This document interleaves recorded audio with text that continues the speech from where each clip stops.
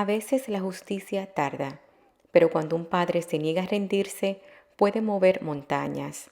Esta es la historia de un hombre que dedicó casi 30 años de su vida a buscar justicia por la muerte de su hija. Una historia real, llena de dolor, perseverancia y un amor tan fuerte que desafió leyes, países y gobiernos. Hoy te contaré el impactante caso de Kalinka Bambersky, una adolescente cuya misteriosa muerte desató una lucha entre dos países por la verdad.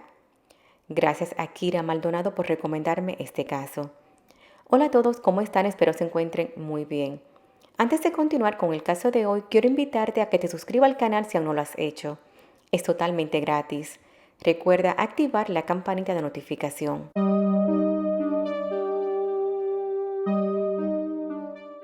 André Bambersky nació en Francia alrededor del año 1938. Su familia paterna era originaria de Polonia. En el 1965 conoció a Daniel Koning. Se enamoraron y un año más tarde se casaron. Ellos se establecieron en Casablanca, Marruecos. En el 1967 nació su primera hija, Kalinka, y luego tuvieron un segundo hijo a quien llamaron Nicolás. André trabajaba como contable, mientras que Daniel se hizo cargo de la casa y de los niños. La familia Bambersky era muy unida, vivían cómodamente y todo marchaba bien hasta que en el año 1974 comenzaron los problemas. André descubrió que Daniel estaba teniendo una relación con Dieter Kombrak, un vecino de ellos de apenas 3 casas más adelante. André la confrontó y Daniel no lo negó. Le dijo directamente que ella y Dieter eran amantes. Entonces decidieron regresar a Francia para comenzar una nueva vida y tratar de salvar el matrimonio. La familia se estableció en la ciudad de Toulouse. Un año después, Daniel le dijo a André que había encontrado un trabajo en Niza, a 6 horas de distancia, y estaría fuera durante la semana, pero en realidad había retomado la relación con Dieter. Un día, André la siguió y descubrió que Daniel estaba viviendo con Dieter en su apartamento. Es decir, que durante la semana vivía con su amante y los fines de semana regresaba a casa con su familia. André inmediatamente solicitó el divorcio.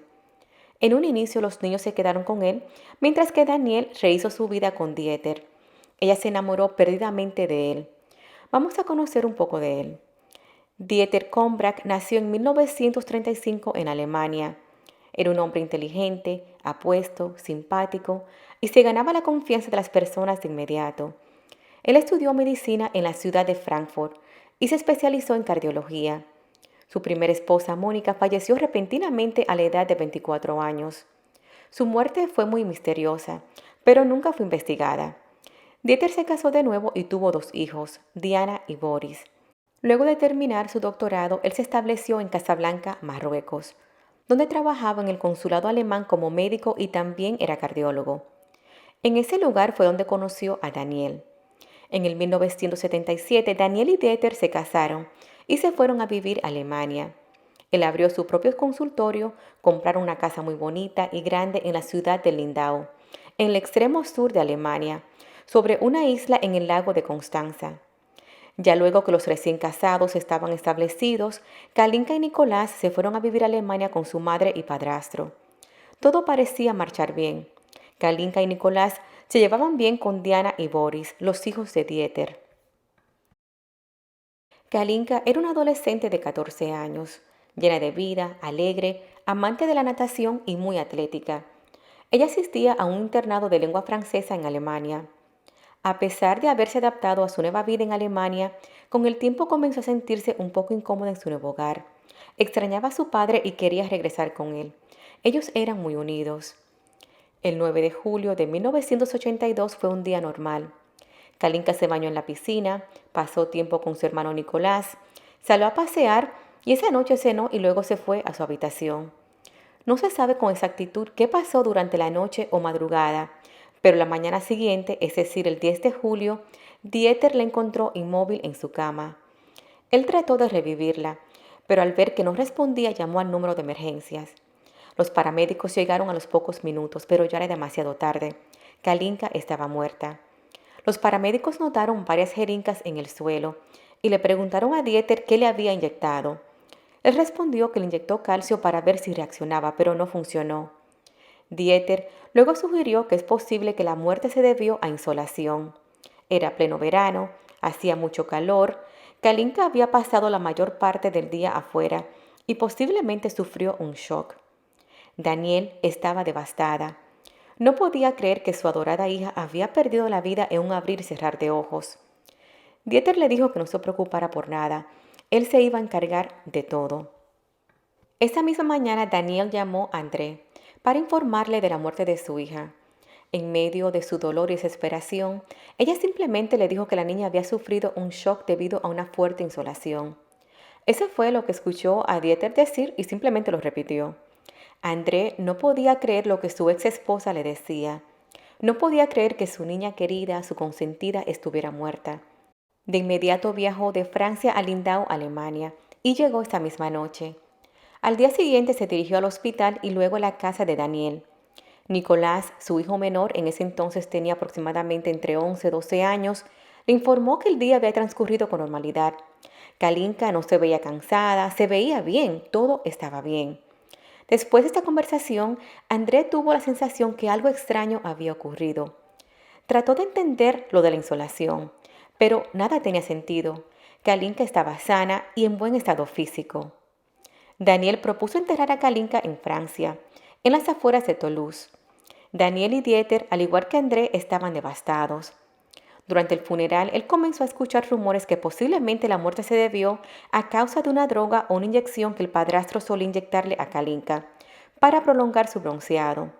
Supuestamente era una combinación de hierro y cobalto, que Dieter le gustaba usar. Incluso inyectaba esa sustancia a varios familiares y amigos. Al finalizar el funeral, André le pidió a Daniel una copia de la autopsia. 2 semanas después finalmente la recibió. Él envió el reporte a traducir al francés y lo que leyó lo dejó con más preguntas que respuestas. En el reporte los peritos indicaron que no pudieron determinar la causa de muerte. En su estómago había alimentos no digeridos.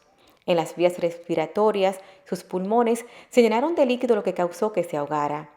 También tenía varias marcas de inyecciones, un desgarro vaginal superficial que se considera que ocurrió después de la muerte, manchas de sangre frescas alrededor de los genitales y una sustancia blanca en su parte íntima. Sin embargo, ninguna de las sustancias fueron analizadas. El reporte tampoco mencionaba si hubo o no abuso sexual antes o después de fallecer. Para André, ese reporte estaba incompleto. Había algunas inconsistencias y era obvio que algo malo había sucedido. A inicios de octubre de 1982, André comenzó a sospechar de Dieter Kombrak, el padrastro. Incluso llegó a pensar que Daniel podría ser cómplice del asesinato de su hija. Él no estaba conforme con la versión de Dieter. Las autoridades alemanas le hicieron algunas preguntas a Dieter, la cual él respondió por teléfono. Nunca abrieron una investigación formal ni lo citaron a declarar. Él admitió que le puso 2 inyecciones de calcio a Kalinka para resucitarla. Al parecer, el fiscal estuvo conforme con esa respuesta y se negó a abrir un caso. No tenía motivos para sospechar de un crimen. Daniel también estaba convencida que su esposo no hizo nada malo. Él era un buen padre y ella jamás vio ninguna conducta inapropiada hacia Kalinka. André no se quedó de brazos cruzados. Él quería saber qué realmente pasó. Y si sus sospechas eran ciertas, le haría justicia a su hija. Él sometió una apelación ante la Fiscalía General de Múnich en Alemania. El forense, el doctor Wolfgang Eisenberger, al evaluar el reporte de la autopsia, informó que no encontró ninguna toxina que pudiera causar la muerte. Afirmó que era inusual las inyecciones que Dieter le administró a Kalinka, porque según el padrastro, él encontró a la niña en su habitación en rigor mortis en la cama, es decir, su cuerpo ya presentaba rigidez mortal. Cuando eso ha sucedido, no tiene sentido intentar la resucitación. Por lo tanto, sus intentos de reanimarla, los medicamentos que le inyectó no eran necesarios. El forense sospechó que algo andaba mal y que Dieter Kombrak no estaba diciendo la verdad, pero no había pruebas suficientes para probar que fue un asesinato. Adicional a eso, la línea de tiempo que Dieter dio tampoco tiene sentido.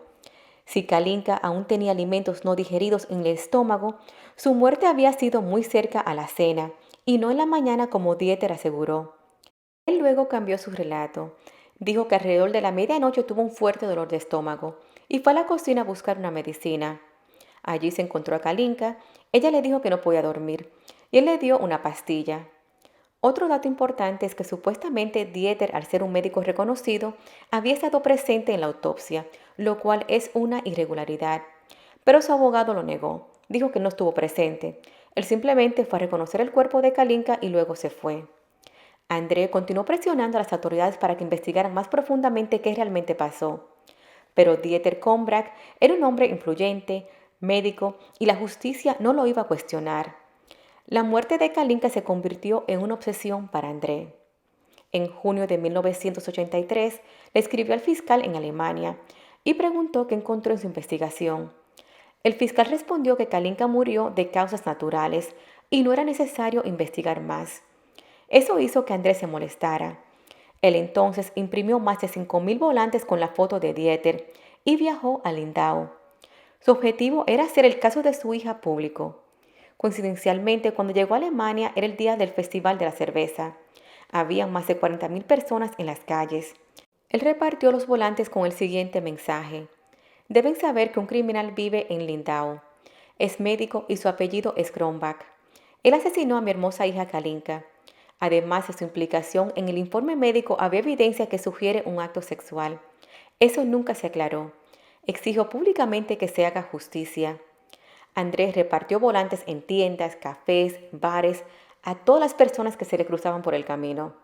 Diana, la hija de Dieter, llegó con la policía. Le impidieron continuar repartiendo volantes y fue arrestado. Él fue interrogado y luego lo dejaron libre. Según André, las horas que estuvo en la comisaría le plantó la duda a los oficiales que Dieter Kombrak había matado a Kalinka. Dieter presentó una demanda por difamación en contra de André por $250.000, sería el cambio actual, la cual André se negó a pagar. André contrató al reconocido abogado alemán Rolf Bossi, uno de los mejores en Alemania, para llevar a Dieter a juicio. El caso terminó ante el Tribunal Regional Superior de Múnich y se ordenó una investigación. Esto le dio una nueva esperanza, pero en 1987 la Corte decidió que no había pruebas suficientes para demostrar que la inyección que Dieter Kombrak administró causó negligente o intencionalmente la muerte de Kalinka. Las autoridades alemanas cerraron el caso de nuevo. Todo el mundo pensaba que André estaba loco y que hacía todo eso simplemente para vengarse de Dieter por haberle arrebatado a su esposa en el pasado. Daniel se mantuvo firme y apoyó a su esposo durante todo el proceso, pero 5 años más tarde se divorció de él tras descubrir que le fue infiel. Señores, y a eso yo le llamo karma. Recuerden que ella le fue infiel a André con Dieter. Bueno, continuemos. En 1985, André contrató a un abogado francés. Como Kalinka era francesa de nacionalidad, pensó que podría hacerle justicia en Francia. Él presentó una denuncia en contra de Dieter. Una comisión pidió que se abriera una investigación y el cuerpo de Kalinka fue exhumado. Los forenses que habían hecho la autopsia en un inicio en Alemania dijeron que habían reinsertado todos los órganos, incluyendo los genitales, junto con el cuerpo.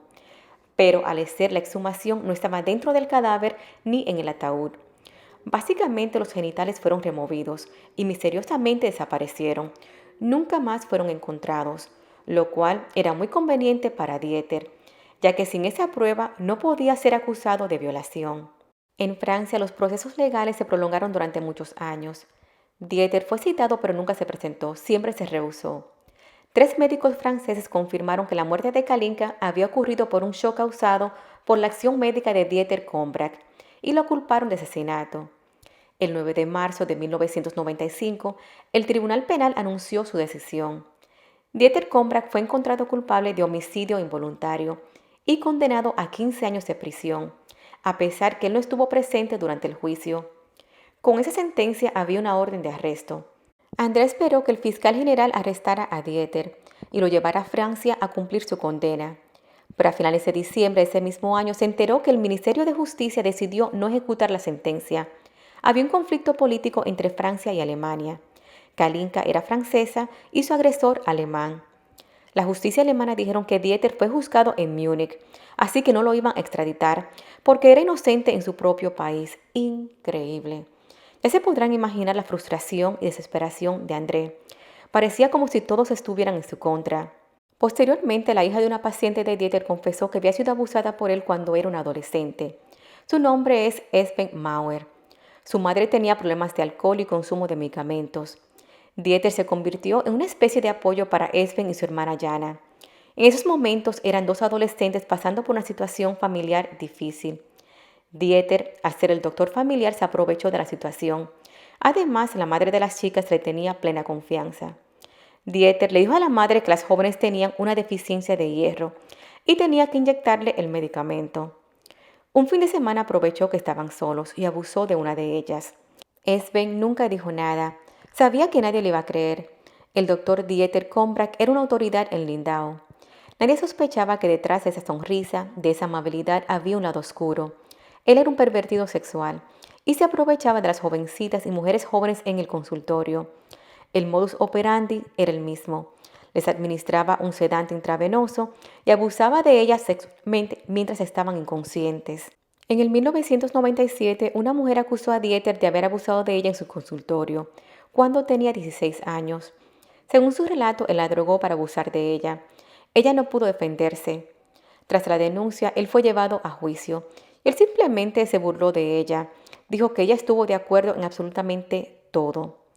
Dieter fue encontrado culpable, pero solo se le impuso una condena de libertad condicional de 2 años y se le prohibió ejercer la medicina. Lo único bueno de ese proceso es que le quitaron su licencia. André comenzó a vigilar a Dieter. Él viajaba a Alemania hasta 4 veces al año. Incluso contrató a un detective para que lo mantuviera informado de todos sus movimientos. Posteriormente, Dieter se mudó de Lindau a Rodental, a 4 horas de distancia. Una paciente lo reconoció e informó a las autoridades que Dieter continuaba practicando medicina con documentos falsos. Él hacía lo que se llama en Alemania reemplazos por todo el país, en clínicas, hospitales y consultorios médicos.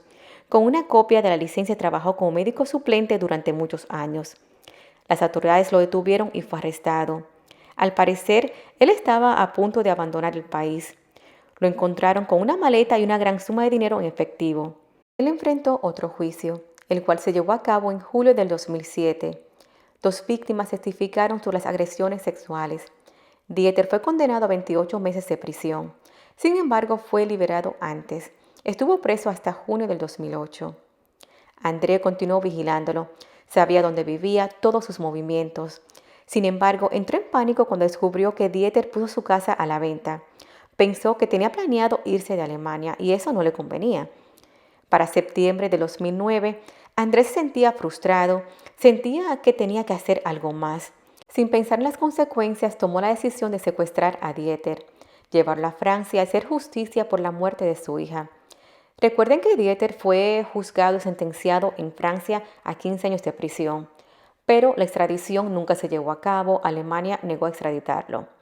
Bueno, André entonces viajó a Alemania y repartió volantes solicitando ayuda para llevar a Dieter a Francia. Un hombre llamado Anton Krasniqi lo contactó y se ofreció a ayudarlo gratis. Le dijo a André que no quería dinero, lo iba a hacer, lo iba a ayudar por humanidad. Él admiraba su valentía y coraje. El 9 de octubre del 2009, Anton tomó el carro de su hermana prestado. Contrató a 2 rusos para que lo ayudaran, y esa noche se dirigieron a la casa de Dieter. Al llegar, tocó la puerta. Cuando Dieter se identificó, los 2 hombres rusos lo atacaron, amordazaron y entraron en el carro. En el camino, Dieter le ofreció a los secuestradores 500.000 euros si los regresaban a casa. Anton le respondió que no quería su dinero. Al llegar a Mulhouse, una ciudad al este de Francia, cerca de las fronteras con Suiza y Alemania, Anton se detuvo en la primera estación de policía y dejó a Dieter en un callejón. Esa madrugada, Andrés recibió una llamada anónima, informándole dónde se encontraba Dieter para que informara a la policía. Posteriormente, Dieter fue encontrado atado de manos y pies en Rue de Toulon. Él había sido golpeado y estaba en muy mal estado. Los oficiales lo llevaron al hospital y luego fue ingresado a prisión. André tomó un vuelo hacia Mulhouse. Rentó una habitación en un hotel, pero al llegar la policía lo arrestó y lo llevaron a la comisaría a interrogarlo. Él fue acusado de secuestro y asociación criminal. Mientras caminaba por el pasillo de la comisaría, todos se pusieron de pie para aplaudirlo. Ese acto le dio un poco de alegría. André pagó una fianza y fue liberado, mientras que Dieter permaneció en prisión. El caso se volvió muy mediático debido a las acciones y lucha incansable de André. Además, él podría enfrentar hasta 10 años de prisión por secuestro. Él declaró ante los medios que sí, en efecto, él dio la autorización para que Dieter fuese trasladado a Francia, pero nunca pidió que lo golpearan ni que le quitaran la vida. Alemania pidió que Dieter fuera regresado. Sus abogados trataron que lo extraditaran, pero no lo lograron. El Tribunal Penal de París acusó a Dieter de los mismos delitos que en el 1995, homicidio agravado por la muerte de Kalinka. El juicio se llevó a cabo poco después. Durante el proceso, periodistas observaron que cuando las preguntas le convenían a Dieter, las entendía a la perfección y respondía muy bien. Pero cuando una pregunta le incomodaba, hacía un gesto dando a entender que no comprendía. Recuerden que él era alemán y estaba siendo juzgado en Francia. Pero, como dije anteriormente, él muy astuto, cuando las preguntas le convenían, él entendía perfectamente el francés y respondía perfectamente en francés. Al quinto día del juicio le dio un infarto. El médico alemán que lo atendió dijo que estaba teniendo problemas cardíacos, por lo tanto el juicio fue suspendido. André estaba seguro que era un invento, ya que la defensa siempre aseguraron que el juicio no se llevaría a cabo. 6 meses después, el proceso judicial inició nuevamente. Una testigo declaró que cuando tenía 29 años y Dieter casi 60, alguien se lo recomendó porque era un buen doctor.